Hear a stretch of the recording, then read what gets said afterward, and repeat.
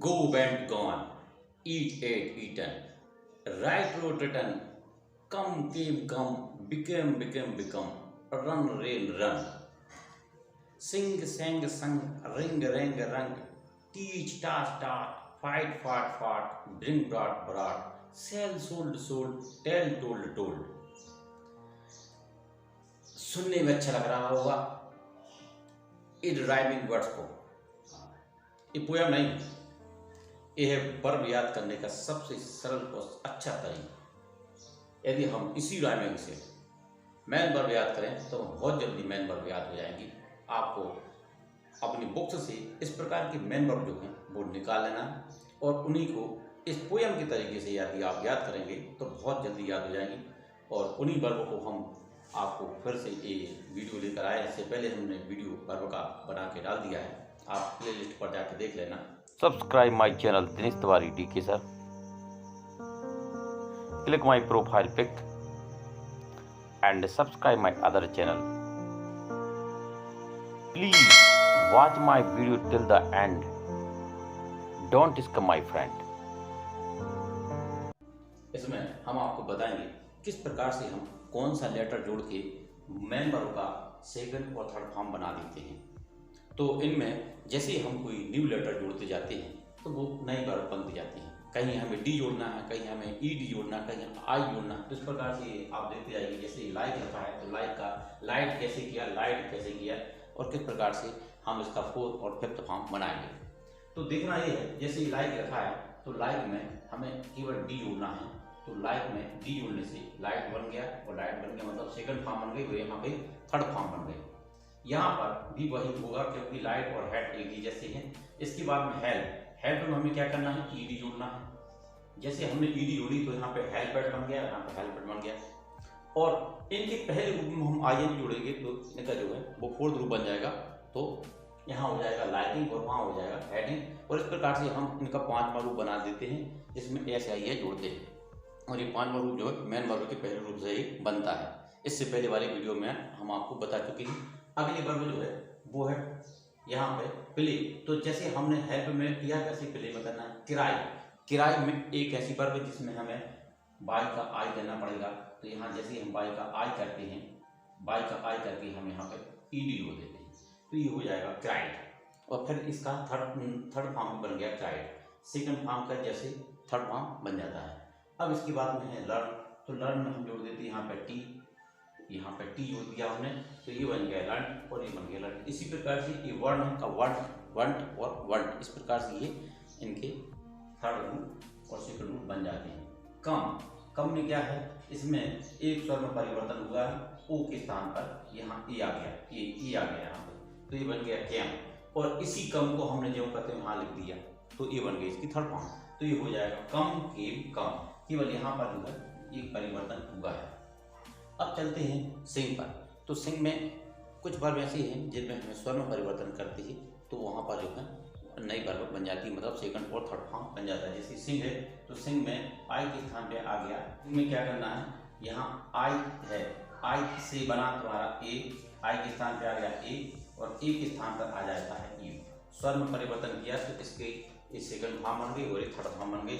और सेम ऐसा ही होगा स्विम में भी आई के स्थान पर ए और ए के स्थान पर यू आ गया तो ये अगली वर्ड जो है वो अगली वर्ड जो है सेकंड फॉर्म वर्ड इनका थर्ड फॉर्म बन गया।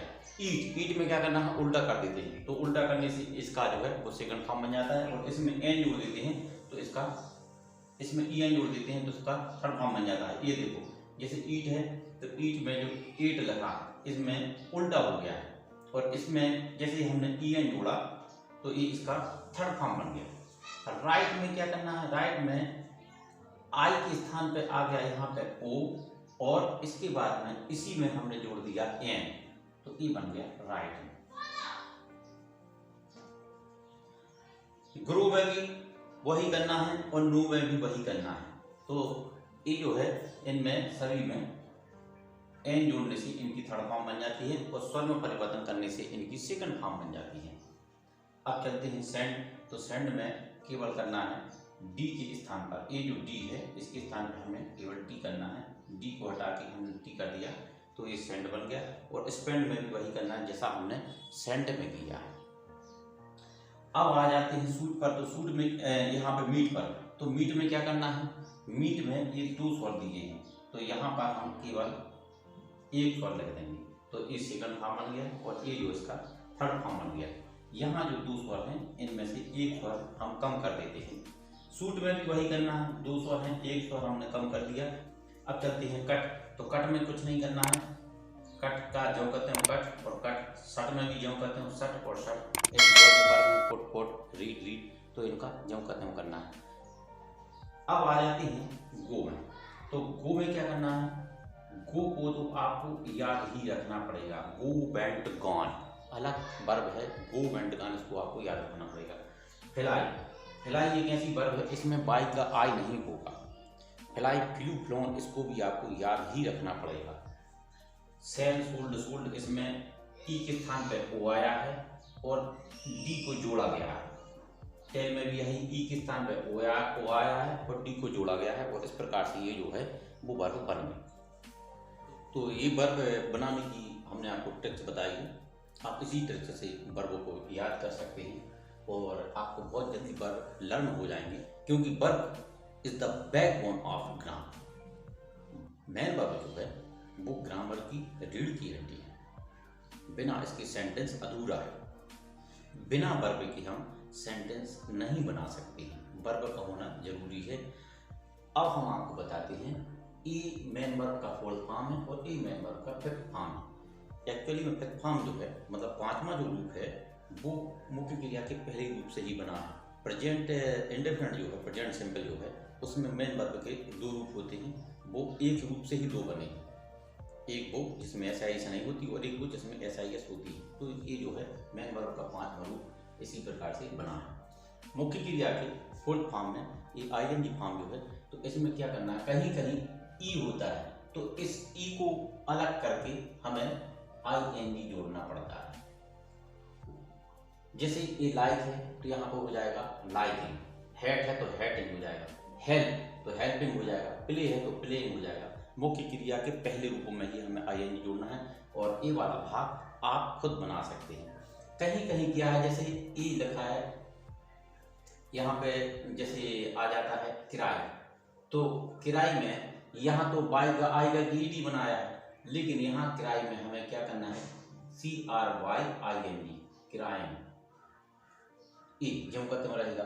कहीं कहीं मुख्य क्रिया में ऐसा होता है कि स्वर के बाद में व्यंजन होती है तो उनको डबल किया जाता है। जैसे रन है तो रन में रनिंग किया जाएगा, डबल N और ING। तो इस प्रकार से कहीं कहीं ऐसा है जहां हमें ई को नहीं हटाना, जैसे सी है तो इसमें CEEING। ऐसे हमें अपनी खुद की ट्रिक से मेन वर्ब याद रखना है। अब आ जाते हैं 5वें रूप में। तो ये 5वां जो रूप है वो हमने आपको बता दिया कि मुख्य क्रिया के पहले रूपों में ही हमें SIS जोड़ के मुख्य क्रिया का 5वां रूप बनाना पड़ता है। तो इसमें क्या करना है, इस 5वें रूप में आप देखिए यहाँ पे ध्यान से, यहाँ पे ES हम कहाँ जोड़ते हैं, तो ES ऐसे लेटर हैं जहाँ हम ये जोड़ना पड़ता है, जैसे I है या E है, O है या CH है या डबल S है या SH है, इस प्रकार से, या X है। तो ये जो लेटर है यदि ये मेन वर्ब के लास्ट में है तो वहाँ पर हमें ES जोड़ना है और मेन वर्ब की 5वां जो रूप है उसको बनाना है। और यदि ऐसा नहीं है तो आप केवल S जोड़ के ही मेन वर्ब का 5वां रूप बना सकते हैं। तो ये थी ट्रिक्स आपको मेन वर्ब याद कराने की। आप इस प्रकार से मेन वर्ब याद कर सकते हैं, तो आपका जो मीनिंग पावर वो भी बढ़ेगा और वर्ब पावर वो भी बढ़ेगा। मेन वर्ब आपको बहुत अच्छे से लर्न हो जाएंगे। यदि आपको ये वीडियो हमारा अच्छा लग रहा है तो आप हमारे चैनल दिनेश तिवारी के साथ सब्सक्राइब जरूर करें। Thank you for watch my video.